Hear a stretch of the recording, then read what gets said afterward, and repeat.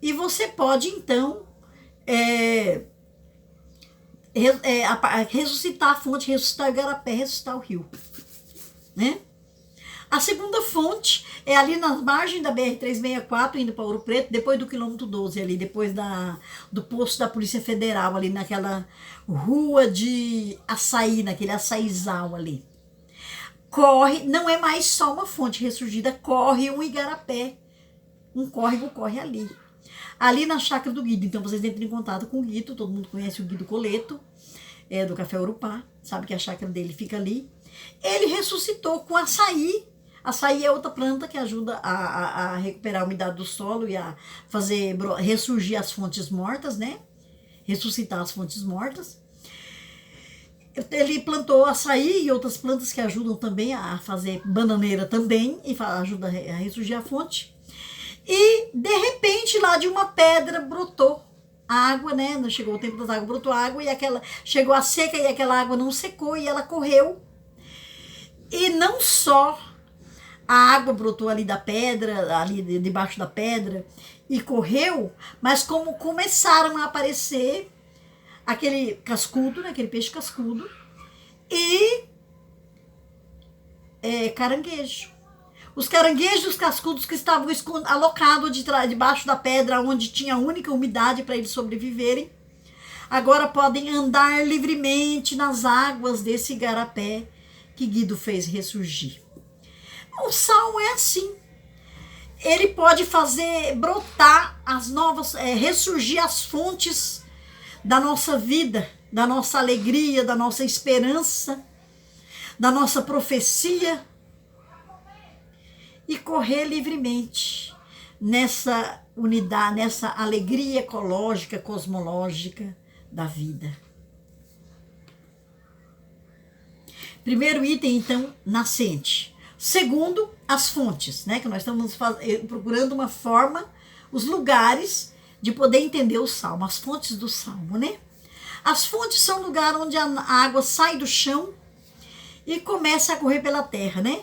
Então tinha uma nascente ali que estava escondida, estava morta, e a Dulce fez brotar a fonte, ajudou a fonte sair plantando a bananeira.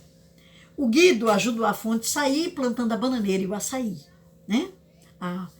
Então as fontes são lugares onde a água brota do chão ou da pedra e corre sobre a terra. A fonte do rio do Salmo são os motivos que nos levam a rezar. Cada salmo tem seu motivo.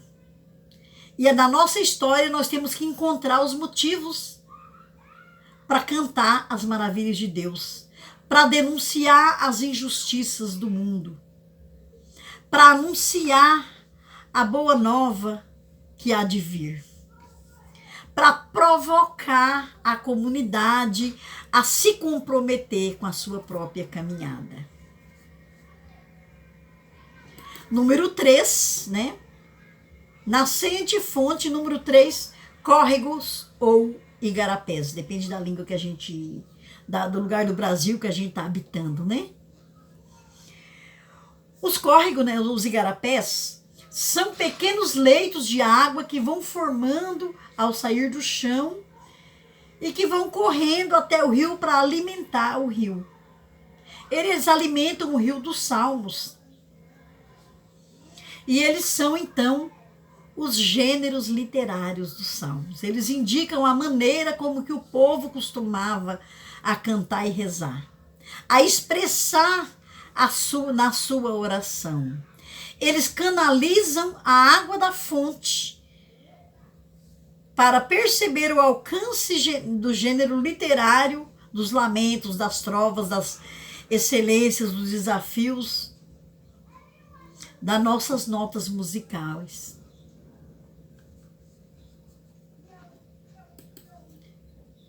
O número 4, o rio, né? Nascente, fonte, igarapé, rio.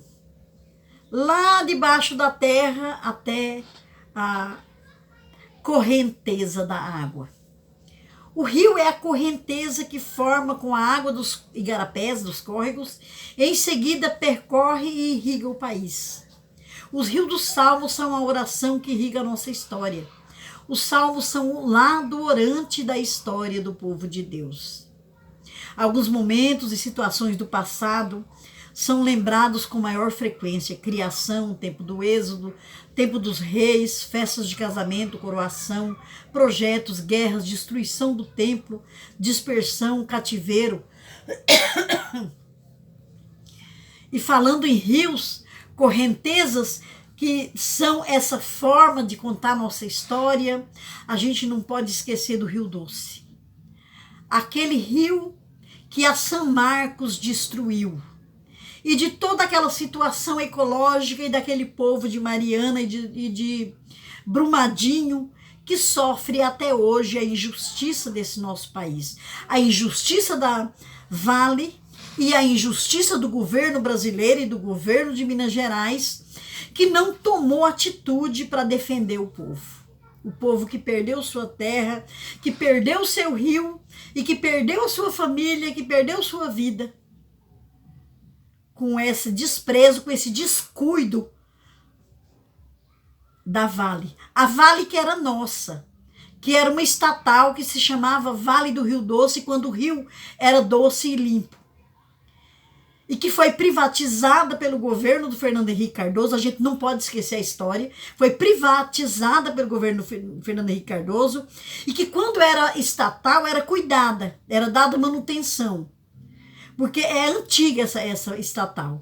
E que depois que foi para a mão de uma empresa particular, que deixou de ser do governo, deixou de ser nossa, do povo, ficou descuidada, não foi dada manutenção naquela represa, e que por isso arrebentou 2 vezes em 2 lugares, e destruiu 2 cidades, e chegou até o mar. Depois a gente vai chegar até o mar com isso dos Salmos, pois a sujeira da São Marcos, da Vale que não é mais doce, tirou toda a doçura do Rio Doce e chegou no mar do Espírito Santo, de Vitória. E nós que somos uma população também de capixaba, tem que sentir essa dor, tem que ser profeta e tem que denunciar. E os Salmos podem nos ajudar a fazer essa denúncia. E aí tem outros rios, Rio São Francisco, Rio Amazonas, Rio de Paraná, que é o nosso rio importante agora aí, né? Rio Machado, Rio Madeira e outros rios aí todos, né? E aí também a gente pode pensar na situação do Rio Nazaré, é outra denúncia que a gente tem que fazer, com a lavagem dos coros aí que destruíram o Rio Nazaré. E aquele Rio Nazaré aqui, eu tomei banho na minha infância, eu não sou a única, que estava indo de Paraná, quando o Rio Nazaré era banhável. Agora vê o podre Nazaré, esse rio morto. Essa pequena canalização debaixo da Avenida Brasil, na travessia para o aeroporto. Os Salmos também pode ser comparado a um barco, número 5 aí da comparação do Salmo. O barco acolhe, carrega e protege as pessoas, rio abaixo, rio acima, até o seu destino. No Rio dos Salmos, o barco é tudo aquilo que dá identidade para as pessoas, para os indivíduos, e que protege.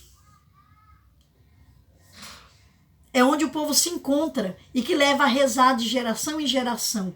Essa busca de Deus, experiência da esperança e do amor, da convivência, da proteção, que vai levar, que vai defender na correnteza e que vai levar no porto seguro.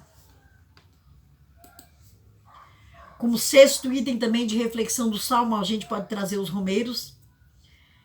O Salmo transparece a caminhada do povo, o itinerário pessoal de cada um e o itinerário comunitário em busca de Deus. Não é só o povo que reza o salmo. Cada membro do povo tem o seu salmo. Grande parte dos salmos fazem parte dessa oração que foi primeiro singular e pessoal e que depois compartilhada na comunidade se tornou comunitária. E no tempo de Jesus todos sabiam esse salmo de memória. E nós também cantamos os nossos salmos, atualizamos as nossas caminhadas e romarias.